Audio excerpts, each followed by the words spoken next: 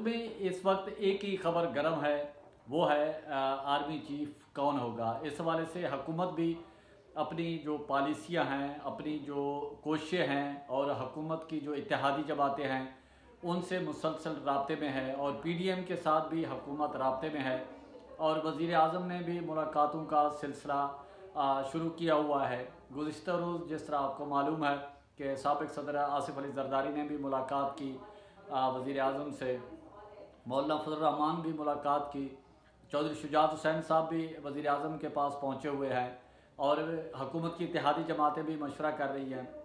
और जो chief army staff की तकर्री का जो मामला है और हुकूमत की जानिब से यही बताया जा रहा है कि जो सीनियर्स हैं उनको चीफ़ आर्मी स्टाफ तैनात किया जाएगा। अगर आसिम मुनीर साहब चीफ़ आर्मी स्टाफ उनकी नाम की समरी जाती है तो सदर उसमें क्या कर सकते हैं, क्या उसमें कोई ताख़ीर कर सकते हैं या वो अपनी समरी जो है उसको रख के चीफ़ आर्मी स्टाफ की तो कुछ दिन के बाद दोबारा हुकूमत को भेज सकते हैं। अगर दोबारा हुकूमत को भेज सकते हैं तो उनकी जो रिटायरमेंट की तारीख़ है उसमें हुकूमत ने क्या करेगी।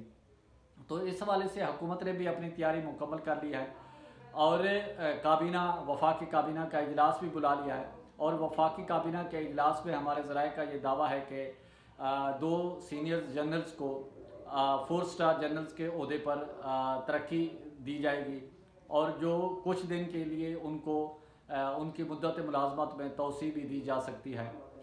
और ये अगर सदर ममलिकत कोई किसी किस्म की कोई समरी में कोई ताख़ीर करते हैं तो उसमें ये जो रुकावटें हैं, कानूनी जो रुकावटें हैं, ये दूर हो जाएंगी।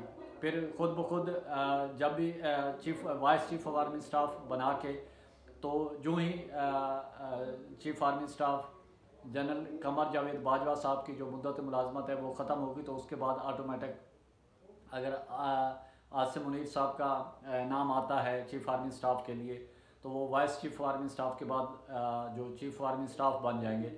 जो अगर कोई इसमें कोई जिस तरह की रुकावटें कोई कानूनी तो उसको भी हुकूमत ने दूर करने के लिए एक प्लान बना लिया है और कल ही वफाकी काबीना का इजलास है और इसमें ये सारी चीज़ें जो एजेंडा है वफाकी काबीना का उसमें ये शामिल नहीं है।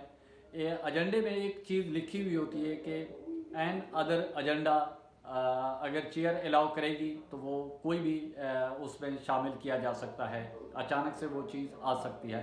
तो इसमें कानूनी प्रोविज़न है, ये चीज़ें अगर आई तो ये तमाम तर जो हडल्स हैं वो दूर हो जाएंगी।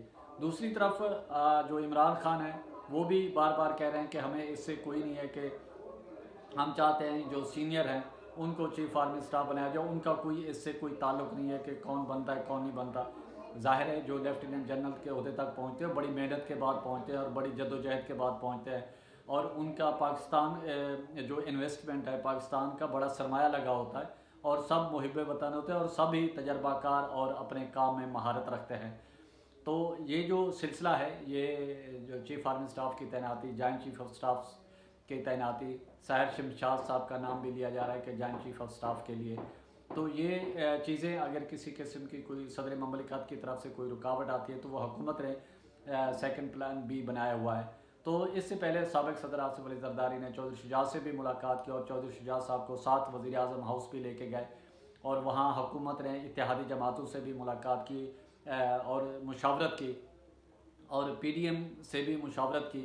तो जिसके बाद वफाकी काबीना के इजलास में फ़ैसला किया ताकि हुकूमत उस पर ठप्पा लगा सके कि तमाम इत्तेहादी जमातों से, पीडीएम से और वफाकी काबीना की मंजूरी के बाद हुकूमत ने इस चीज़ का ऐलान किया है।